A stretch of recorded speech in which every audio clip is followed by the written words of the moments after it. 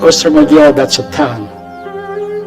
Why they call it Ostra Mogila, there's a big rock, could be 2-3 stories high.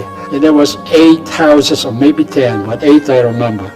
I found out after the war, every house had a Jew.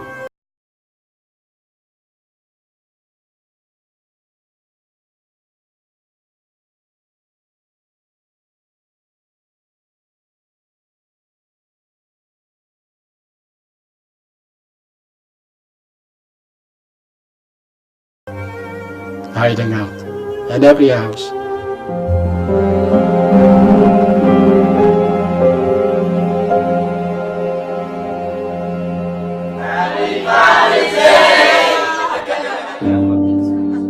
When you look at people, you look at stories, and that's what it's really about. It's really good to keep the stories alive. My grandpa kept our family together because he told the stories of his past, which made us realize how hard it was back then and how lucky you are to have family. My name is Joe Bonder. I was born in 1928 in Warszawka, Poland, Galicia. In a little town, there was a few thousand people, and we were the only Jewish family. My father's name was Israel, my mother's name Pesha, and my sister's name Joan. My mother, Joan, and her maiden name Bonder was Joe Bonder's older sister. And they survived because righteous Gentiles helped them. If it wasn't for kindness of other people, they would not have survived for sure. How much courage it takes to be able to put your family at risk for these people you don't even know. To just stand up because you know it's wrong. I think that's an amazing decision to make.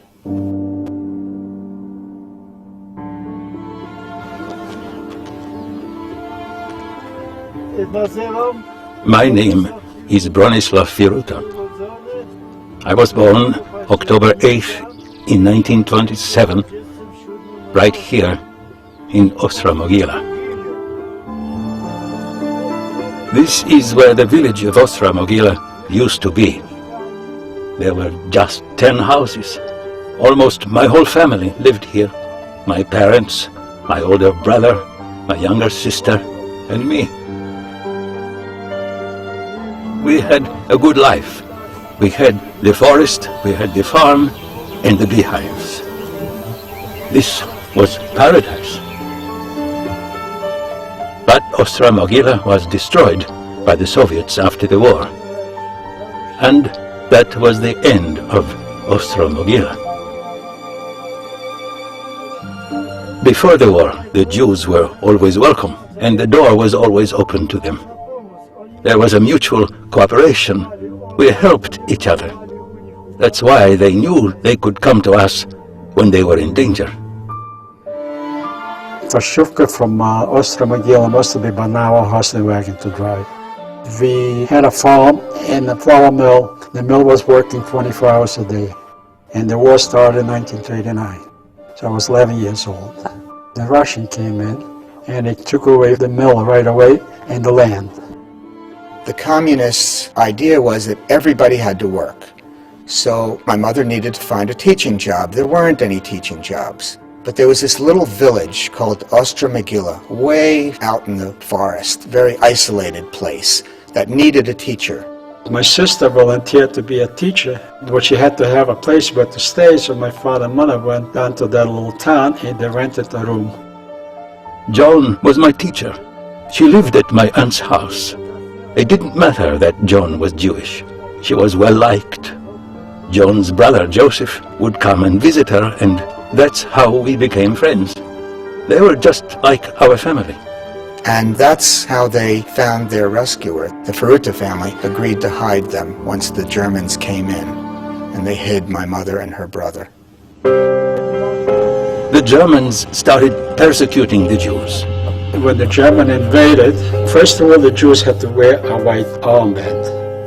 And the white armband had to show off. You couldn't hide it. You could roll off the sleeve, you hide the armband. That was not allowed. You could have shot for that. In 1942, the German created a ghetto scarlet, and we had to go to the ghetto. There was no choices. When they give you a order, There's no choice to do what you want or you don't want it. You have to do it. So we went into the ghetto. We stayed in the ghetto a short time, and my father decided to send me and my sister out of the ghetto to somebody. And he said, you go to Ostra Mogila, to Fiorita's house, and they're a big family. Somebody from the family going to take us. My father took me and my sister and by the hand and took us to the end of the ghetto. And said goodbye to me and my sister.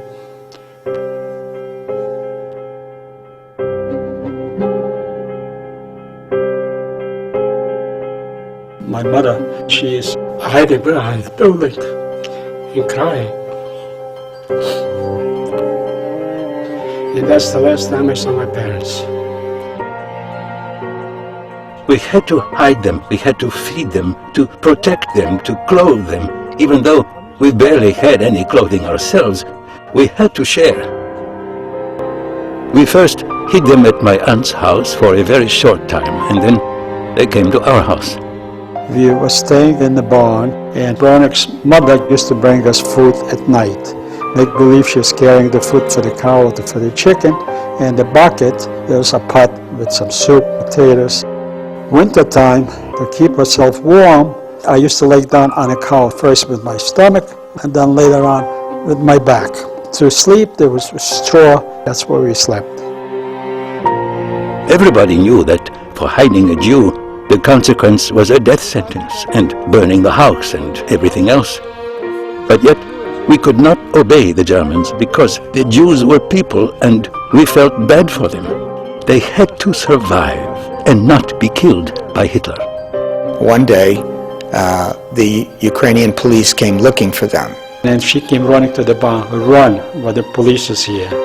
And we had to run away in the woods. We had no place to go. Behind our houses, there was the forest, and hidden in the forest were 3 bunkers. Those were our Jewish friends who had escaped from the ghetto. We would bring them water and food. So me and my sister found those people and they took us in. But we kept in contact. They came to see Fiorita's at least once a week. At night, they would come to the village and we would give them something warm to eat and something to drink. And we going on like that till the liberation. Even today, we remember each other. We send each other letters and pictures. It is a huge memory, a huge bond for both of us. Those were good people. I am heartbroken that their parents were murdered. From my family, only me and my sister survived. And nobody else, not the uncles, not my cousin, survived. They went the same time as my parents.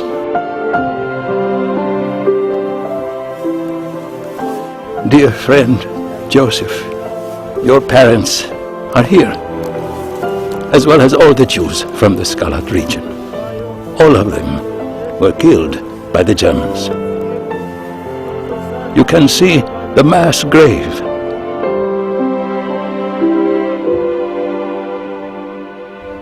I knew that the Germans were persecuting the Jews and burning them alive. Your parents are here. They were good people. They deserve heaven, not hell, because they lived hell on earth.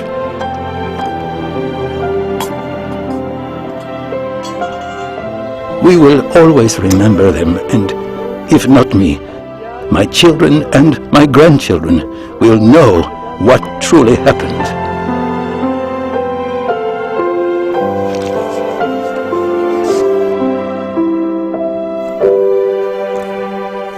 I can't talk, just because I am so very sad, and my heart hurts.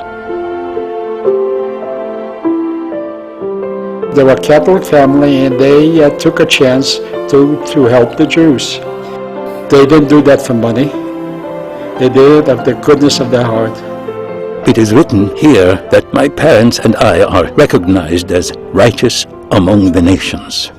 We have to count not only those who were saved, but also future generations. Thank you for saving my dada's life, because if you didn't, then my dad wouldn't be here, and then I wouldn't be here. Family is your past, your present, and your future. It's a continuity. You gave all of us a life here, and that means more than words can ever say.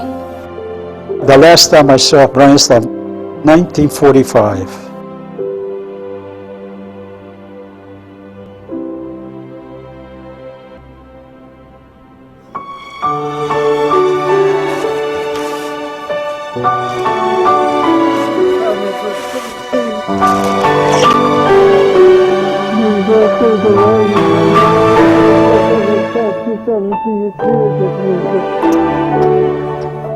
Joseph, my brother, I never thought I would live to see this day, this wonderful day. We will always be one family. Branislav, you're my savior. There is not enough words for it to thank you.